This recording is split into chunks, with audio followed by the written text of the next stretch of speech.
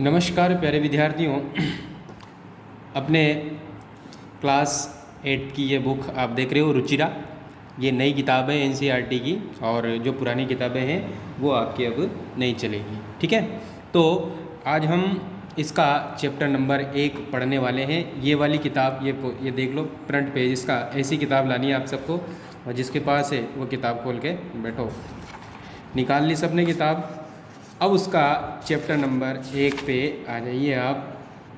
ठीक है, इसमें टोटल 15 पार्ट हैं, देख रहे हो आप इसमें।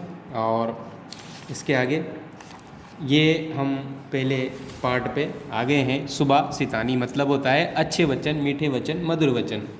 यहाँ लिखा रहे सुभाषित शब्द सु प्लस भाषित इन दो शब्दों के मेल से बना है। सु का अर्थ होता है सुंदर, मधुर, भाषित का अर्थ वचन है। इस तरह सुभाषित का अर्थ हुआ सुंदर मधुर वचन। प्रस्तुत पाठ में सुक्ति मंजरी, नीति शतक, मनुस्मृति, शिशुपाल वध, पंचतंत्र से रोचक और विचार प्रक श्लोकों को संग्रहित किया गया है। मतलब क्या है कि इससे जो ये नाम आए हैं ये बहुत सारे ग्रंथों के नाम हैं, और इनसे ही इनमें क्या लिए गए हैं, ये जो श्लोक लिए गए हैं। ठीक है, तो हम इन श्लोकों को ध्यान से पढ़ते हैं और आप भी साथ के साथ पढ़ते चलना। ठीक है, पहला है गुणा गुणगेषु गुणा भवन्ति ते निर्गुणं प्राप्य भवन्ति दोषाः सुस्वादु तोया प्रवहन्ति नद्ये समुद्रम आसाद्य भवन्त अपेया। मतलब क्या होता है, देखो, गुणा गुणगेषु गुणा भवन्ति। गुण गुणगेषु यानी गुणवान व्यक्ति में गुण होते हैं। भवन्ति मतलब यहाँ लिख लो होते हैं। ठीक है, भवन्ति मतलब होते हैं। गुणा माना गुण। ठीक है, गुणगेषु यानी गुणवान व्यक्तियों में, गुणवान में। ठीक है, और गुणा का मतलब होता है, पहली लाइन कर दोगा गुण गुणवान व्यक्ति में। यहाँ व्यक्ति लिख सकते हैं हम, गुणवान भाई कोई व्यक्ति जिसमें गुण गुणवान व्यक्ति में क्या होते हैं, गुण होते हैं। ते मन वे, ते का मतलब वे, और वे क्या है यानी गुण। निर्गुणम प्राप्य, प्राप्य यानी प्राप्त करके, यहाँ लिखते हैं ना प्राप्त करके। भवंती दोषा, वे गुण निर्गुण व्यक्ति को प्राप्त होकर दोष हो जाते हैं। निर्गुण के में प्राप्त होके वे गुण क्या हो जाते हैं, दोष हो जाते हैं। जैसे उदाहरण दिया गया नीचे, सुस्वादु तोया प्रवहन्ति नद्ये। नद्ये का मतलब होता है नदी या नदियाँ। प्रवहन्ति यानी बहती हैं, बहती हैं। सुस्वादु तोया यानी तोये कहते हैं जल को, तोये का मतलब जल। सुस्वादु तोया यानी स्वादिष्ट। नदियाँ स्वादिष्ट जल वाली या मीठे जल वाली होकर बहती है। समुद्रम असाध्य भवंत अपेया, यहाँ पर दो शब्द है, इसको मैं एक तो शब्द है भवंती प्लस अपेया लिख लेना सब यहाँ पे। सुस्वादु तोया समुद्रम आसादे भवंत अपेया। मतलब क्या होता है कि जो नदियाँ होती है वो समुद्र में मिल करके क्या हो जाती है, अपेय। अपेय मतलब न पीने योग्य, अर्थात खारी हो जाती है। समुद्रम, यहाँ भी दो शब्द हैं, एक तो है समुद्रम और दूसरा है आसाध्य। ठीक है, समुद्र में यानी समुद्र को, असाध्य में न पहुँच करके, भवंती मतलब होती है अपेया मतलब न पीने योग्य। तो क्या होता है कि नदियाँ स्वादिष्ट या मीठे जल वाली होकर बहती हैं, लेकिन समुद्र में मिलकर वो क्या हो जाती है, न पीने योग्य अर्थात खारी हो जाती है। क्लियर हुआ कि नहीं सबको पहला श्लोक? दोबारा इस वीडियो को आप रोक करके इसको वापस रिपीट करके सुनना और देखना, तो आपको आराम से इसमें समझ में आ जाएगा। एक बार हम फिर देख लेते हैं। गुणा गुणगेषु गुणा भवन्ति, गुण गुणवान व्यक्तियों में गुण होते हैं। वे निर्गुण को प्राप्त होकर के दोष हो जाते हैं। जैसे नदियाँ मीठे जल वाली होकर बहती है, फिर भी समुद्र में मिलकर वो न पीने योग्य अर्थात खारी हो जाती है। क्या सबको क्लियर हो गया कि ये हो गया? तो दूसरे पे आ जाओ, बहुत सिंपल है। ये जो पहला बड़ा सा शब्द है, साहित्य संगीत कला विहीन, साक्षात पशु पुच्छ विषाणहीन, तृणम न खादनपि जीवमान, तद भाग देयम परम पशुनाम। मतलब क्या होता है, यहाँ बहुत सारे शब्द हैं। पहला है साहित्य, फिर संगीत, फिर तीसरा है कला, और चौथा है विहीन। ठीक है, विहीन का मतलब होता है रहित, विहीन का मतलब रहित, यानी साहित्य संगीत और कला से रहित व्यक्ति।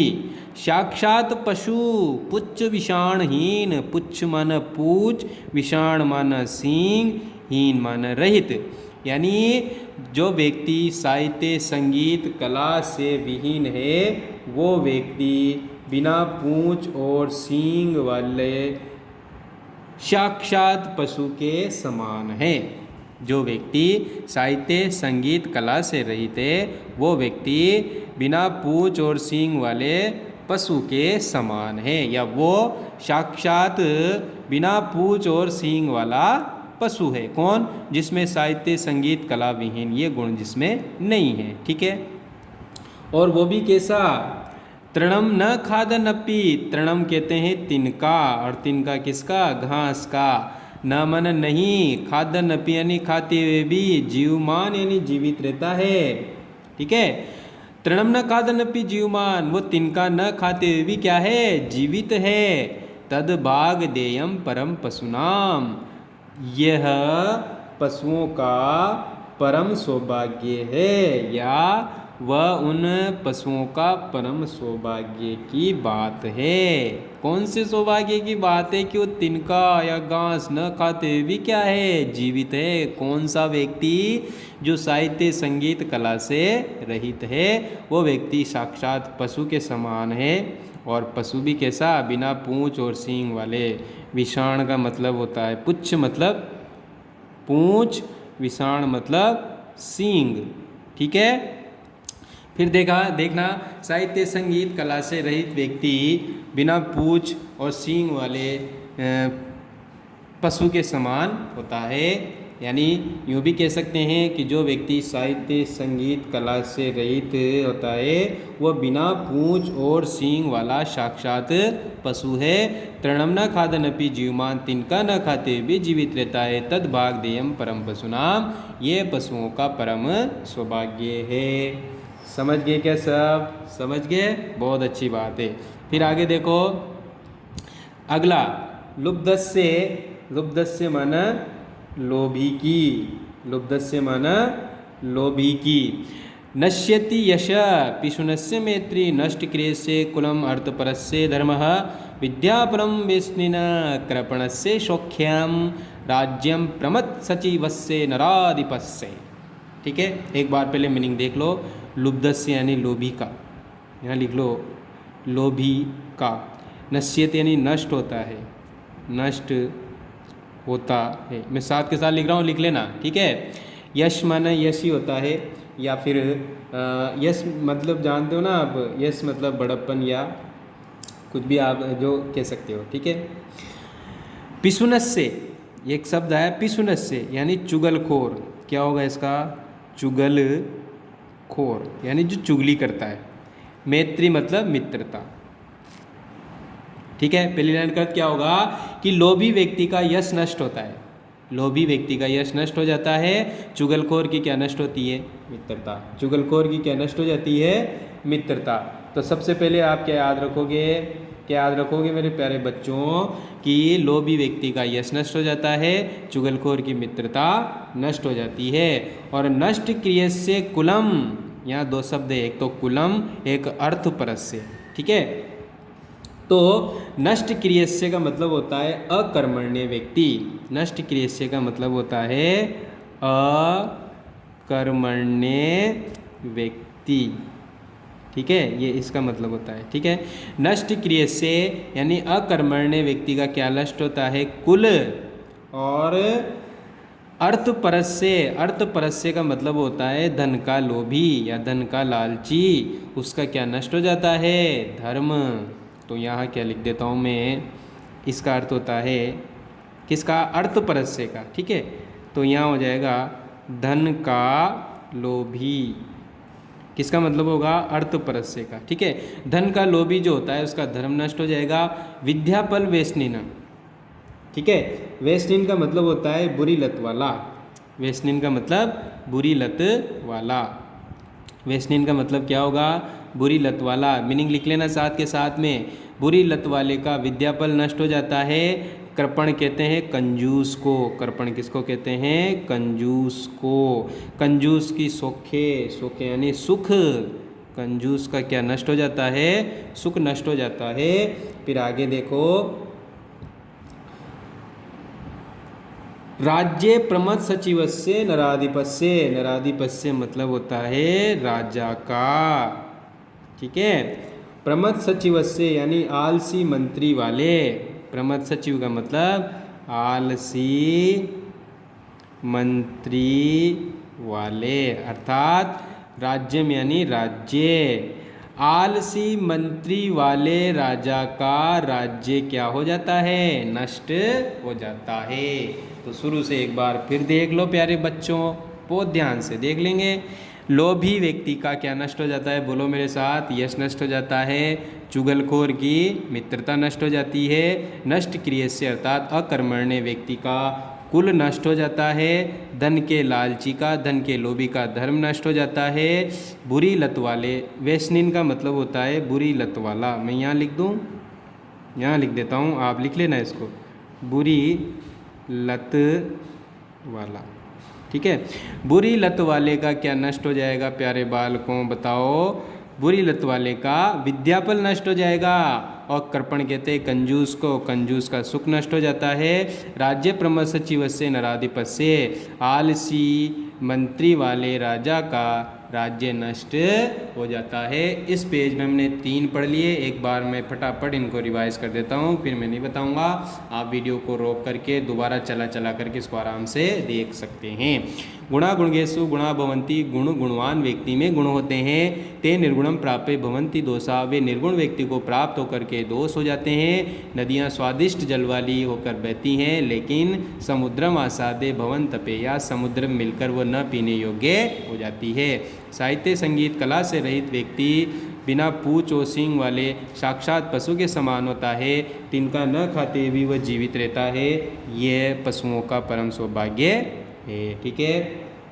लोभी व्यक्ति का यश नष्ट हो जाता है। चुगलखोर की मित्रता नष्ट हो जाती है। नष्ट क्रिया वाले अर्थात अकर्मण्य व्यक्ति का कुल नष्ट हो जाता है। धन के लोभी का धर्म नष्ट हो जाता है। बुरी लत वाले का विद्याफल नष्ट हो जाता है। कंजूस का सुख नष्ट हो जाता है। और आलसी मंत्री वाले राजा का राज्य नष्ट हो जाता है। इसी बात पर पेज पलट लो, ठीक है। 3 समझ में आ गए। अभी 3 और हैं अपने पास, 3 नहीं 4 है प्यारे बच्चों।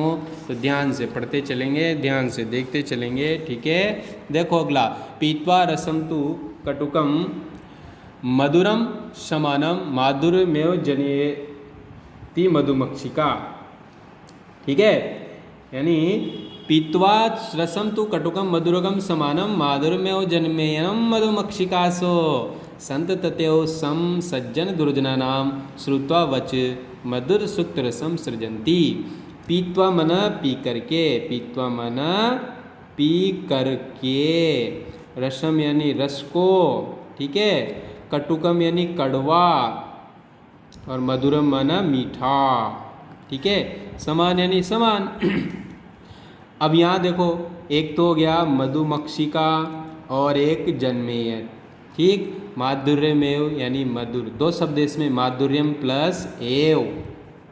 यहाँ लिख देता हूँ मैं, यहाँ 2 हैं, माधुर्यम प्लस एव, ठीक है। और ये जन्मेन प्लस मधुमक्षिका, सो संत तथेव, यहाँ पर भी ये संत प्लस तथेव सम सज्जन दुर्जना नाम श्रुत्वा बचे मधुर सूत्र सम सृजंती। मतलब क्या होता है इसका फटाफट देख लो। ये मधुमक्खी कड़वा, मधुमक्खी जो होती है वो कड़वे और मीठे रस को समान रूप से पी करके मधुर रस ही उत्पन्न करती है, या मधुर रस का ही निर्माण करती है। मधुमक्खी जो होती है ना, वो तरह तरह के फूलों पर बैठती, कड़वा रस भी, मीठा रस भी, सभी तरह के फूलों पर बैठती है, लेकिन कैसा रस उत्पन्न करती है? मधुर यानी मीठा रस ही उत्पन्न करती है, ठीक है। संत तथे, उसी प्रकार से संत यानी जो सज्जन व्यक्ति होते हैं, उसी प्रकार सज्जन लोग सम सज्जन दुर्जना नाम यानी सज्जनों और दुर्जनों की बातों को श्रुत्वा वच समान रूप से सुन करके, श्रुत्वा मतलब सुन करके, यहाँ लिख लेना सुन करके, वचे यानी वचनों को, वचनों को, ठीक है। तो उसी प्रकार सज्जन व्यक्ति सज्जनों और दुर्जनों के वचनों को सुन करके मधुर सुक्त रसम सृजंती, मधुर सुक्ति रूपी रस का निर्माण करते हैं। सृजंती मतलब निर्माण करते हैं। मधुर सुक्त रसम का मतलब होता है मधुर सुक्त रस यानी मीठी वाणी, यूँ कह सकते हैं हम। जैसे अब दोबारा एक बार फिर देख लो, मधुमक्खी कड़वे और मीठे रस को समान रूप से पी करके मधुर रस ही उत्पन्न करती है या मधुर रस का निर्माण करती है। उसी प्रकार सज्जन व्यक्ति भी सज्जनों और दुर्जनों के वचनों को समान रूप से सुन करके मधुर सुक्त रस ही का निर्माण करते हैं, ठीक है, या मधुर वाणी का निर्माण करते हैं, ठीक है। अगला आ जाओ अपना, विहाय पौरुषम यो ही देवम एव अवलंबिते प्रसाद सिंहवदतस्य मूर्धनि तिष्ठन्ति वायसा। अर्थात जो व्यक्ति विहाय मतलब छोड़ करके पौरुषम यानी पुरुषत्व को, परिश्रम को, पौरुष मतलब परिश्रम को, यो मन जो, यो मतलब जो, यानी जो व्यक्ति पौरुष यानी परिश्रम को, विहाय मतलब छोड़ करके, छोड़ करके, जो व्यक्ति परिश्रम को छोड़ करके देवम अवलंबेते, देवम एव अवलंबेते, 2-3 शब्द यहाँ पे। तो देव होता है मतलब भाग्य, जो व्यक्ति परिश्रम को छोड़कर भाग्य का सहारा लेता है, ठीक है। जो व्यक्ति क्या करता है, परिश्रम को छोड़ करके भाग्य का सहारा लेता है, वह व्यक्ति किसके समान हो जाता है, प्रसाद सिंहवत। प्रसाद कहते हैं महल, प्रसाद किसको कहते हैं, महल, प्रसाद का मतलब महल, सिंह मतलब शेर। तो वो व्यक्ति प्रसाद यानी महल में बने हुए सिंह के समान हो जाता है। तस्य मन उसके, तस्य मन उसके, मूर्धनि यानी सिर पर, मूर्धनि का मतलब सिर पर, उसके सिर पर, तिष्ठन्ति यानी बैठते हैं, वायसा मन कव्वे, वायस मन कोए, ठीक है। तो जो व्यक्ति परिश्रम को छोड़कर भाग्य का सहारा लेता है, वह व्यक्ति या उस व्यक्ति की स्थिति कैसे हो जाती है, महल में बने हुए उस शेर के समान हो जाती है जिसके सिर पर कौवे बैठते हैं। आगे बात समझ में, इसलिए भाग्य का सहारा न लेकर हम किसका सहारा ले, परिश्रम का। समझ में आ गया। अब आ जाओ श्लोक नंबर 6 पे। श्लोक नंबर 6 क्या कह रहा है अपना, श्लोक नंबर 6 यूँ कह रहा है कि पहले इसकी संस्कृत पढ़ेंगे, फिर इसकी मीनिंग देखेंगे और फिर अनुवाद देखेंगे, ठीक है।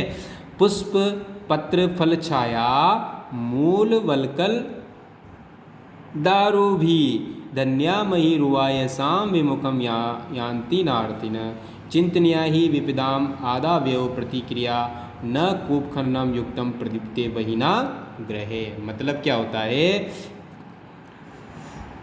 मैंने दोनों ही पढ़ दिए साथ में चलो हम इस वाले को देखते हैं। पुष्प मतलब फूल, पत्र मतलब पत्ते, फल मतलब फल, छाया मतलब छाया, मूल मतलब जड़, वलकल मतलब छाल और दारू भी मतलब लकड़ियाँ, ठीक है।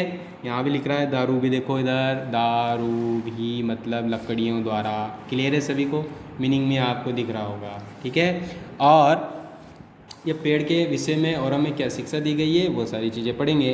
पुष्प पत्र फल छाया मूल वलकल दारू भी, अर्थात फूल पत्ते फल छाया, फिर उसके बाद जड़ छाल लकड़ी, ठीक है, आदि से युक्त जो पेड़ है वो क्या है, धन्य है। महीरुहा मतलब महीरुहा, महीरुहा का मतलब होता है पेड़, उधर देख लेना मीनिंग में लिख रहा है आपके सामने।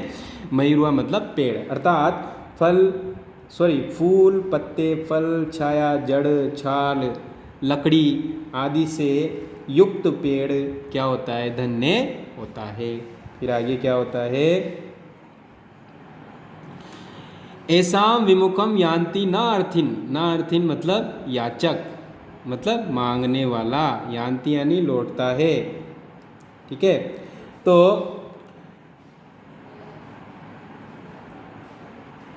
ऐसाम यानी जिनसे, जिनसे किससे, पेड़ों से, विमुख यान्ति नार्थिन यानी याचक कभी भी निराश होकर के नहीं लौटता है, अर्थात पेड़ों के पास देने के लिए बहुत कुछ है, वे कभी भी याचक को खाली हाथ नहीं लौटाते। यानी कुछ न कुछ तो पेड़ों से मिलता ही है, पुष्प, पत्र, फल, छाया, जड़ और छाल, लकड़ी, इन सब से युक्त पेड़ क्या है, धन्य है, और जिनसे विमुख होकर के कोई भी निराश होकर के लौटता नहीं है। समझ में आ गई प्यारे बच्चों। लास्ट वाला है चिंतनिया ही, यानी चिंतनिया ही विपदाम, अर्थात हमें विपत्ति के समय क्या करना चाहिए, यही सारी बात हम इसमें पढ़ने वाले हैं। चिंतनिया ही विपदाम, अर्थात विपत्ति के समय हमें क्या करना चाहिए। चिंतनिया ही विपदाम आदाव्यो प्रतिक्रिया न कूप खननम युक्ते प्रदीप्ते वहीनाम ग्रहे। पहले मीनिंग देख लो। कूप खननम का मतलब होता है कुआं खोदना, कुआं खोदना। ठीक है, दिख रहा है सबको। युक्तम यानी उचित या युक्त, प्रदीप्त यानी जलने पर, वहीना का मतलब होता है अग्नि, वहीना का मतलब अग्नि या आग, गृह माने घर में, गृह माने घर में। चिंतन यानी चिंतन करना चाहिए, विपदाम यानी विपत्ति, आधा वेव यानी आने पर, प्रतिक्रिया, प्रतिक्रिया का मतलब होता है समाधान। ठीक है, तो मतलब क्या होता है, चिंतन यानी इसका समाधान होता है विपदाम आधा वेव, यानी विपत्ति के पहले ही उसका समाधान ढूंढ लेना चाहिए। ठीक है, चिंतनिया ही विपदाम आदा व्यव प्रतिक्रिया, अर्थात विपत्ति के पहले ही उसका समाधान ढूंढ लेना चाहिए।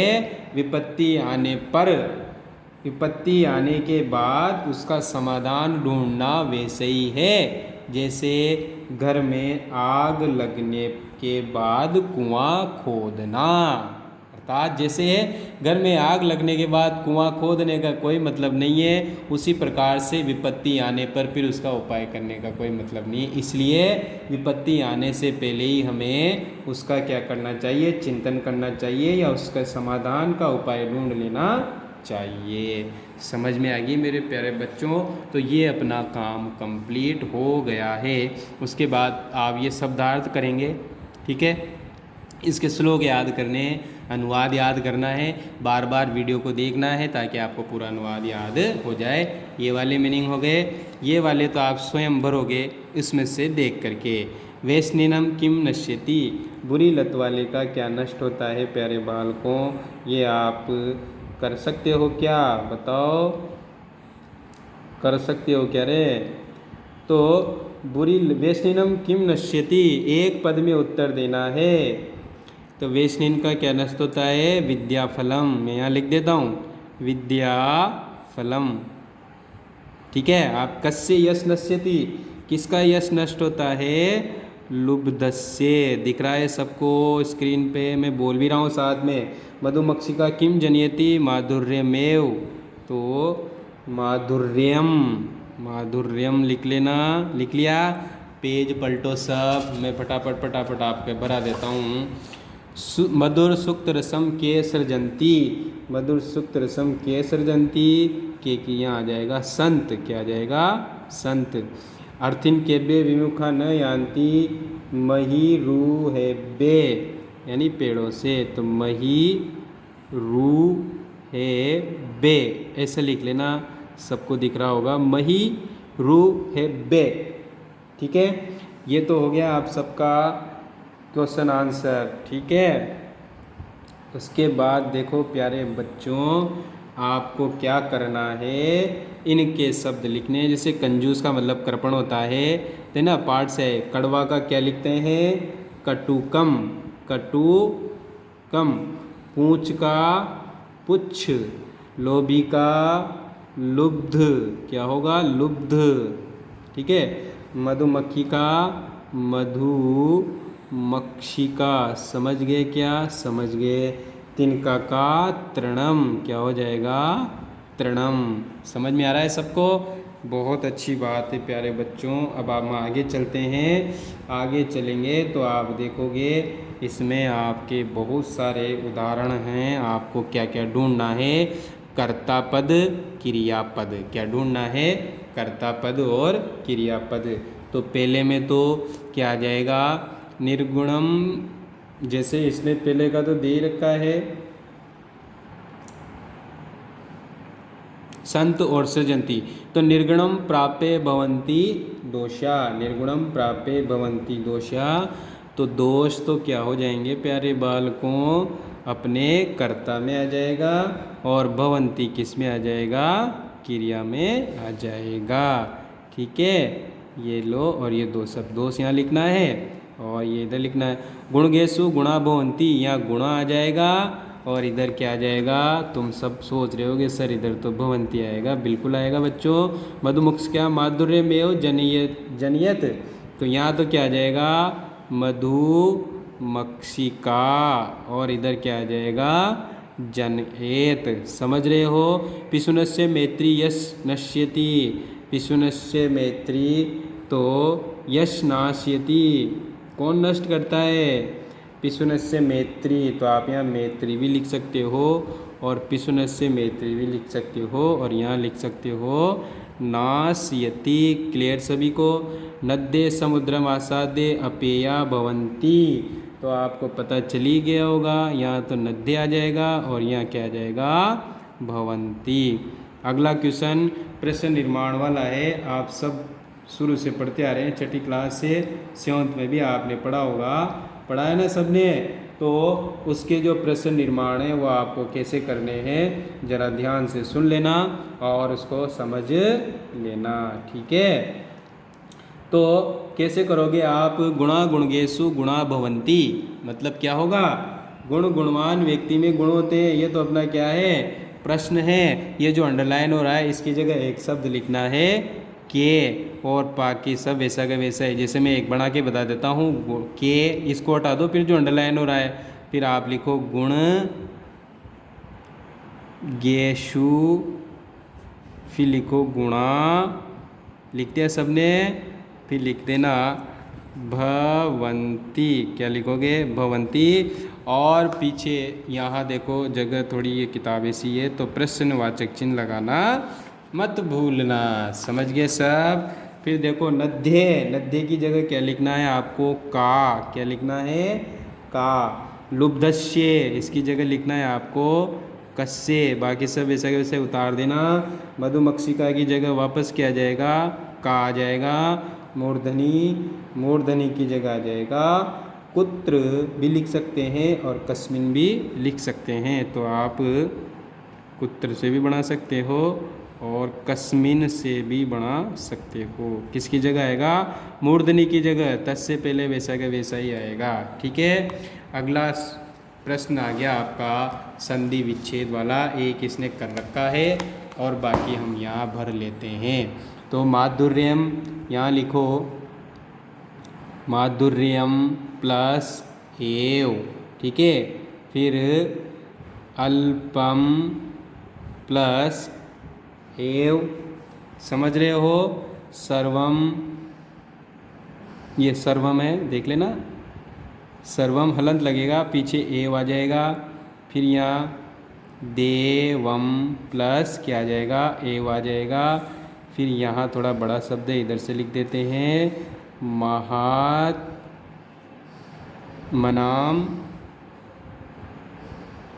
महात्मनाम क्या आएगा रे बच्चों? फटाफट तुम भी थोड़ा दिमाग लगाओ। महात्मनाम प्लस महात्म नाम, और इस म में किसकी है? ऊ की, तो इधर उक्ति लिख दो। उक्ति ठीक रहा है सबको? फिर यहाँ लिखो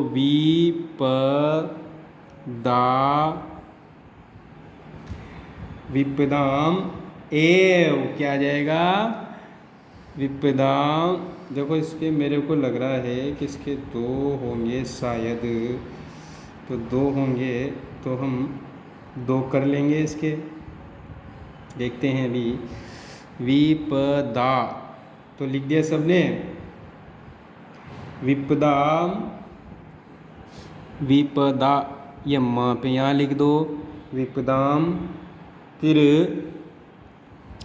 प्लस आदौ, यहाँ अयादी संधि के नियम से ये इसमें ओ की मात्रा लगाओ और प्लस एऊ लिख दो। ठीक है, तो ये क्वेश्चन आंसर भी आपके कंप्लीट, चैप्टर कंप्लीट सारा क्लियर है बच्चों। तो आप इसको बढ़िया रोक रोक के देख लेना, पढ़ पढ़ के देख लेना, उतार लेना। क्वेश्चन आंसर मैंने सारे आपके ऐसे करा ही दिए हैं, साथ के साथ काम भी करते रहना। ठीक है, ओके। और क्या क्या करना है आपको, ये क्वेश्चन शुरू से बता देता हूँ। देखो, सबसे पहले शब्दार्थ करने हैं यहाँ से यहाँ तक। ठीक है, फिर ये वाला प्रश्न आप स्वयं भरोगे, उसमें से देख के श्लोक नंबर 2, प्रश्न नंबर 3 के आंसर ये मैंने भरा दिए। तीसरा करना है, दूसरा पहला नहीं करना, ठीक है, दूसरा, तीसरा, फिर उसके बाद चौथा, दिख रहा है सबको, चौथे के बाद पाँचवा, फिर छठा, फिर सातवां। क्लियर है बच्चों। तो आज के लिए काफ़ी है, कल के लिए बहुत कुछ बाकी है। ओके, थैंक यू, धन्यवाद मेरे प्यारे विद्यार्थियों।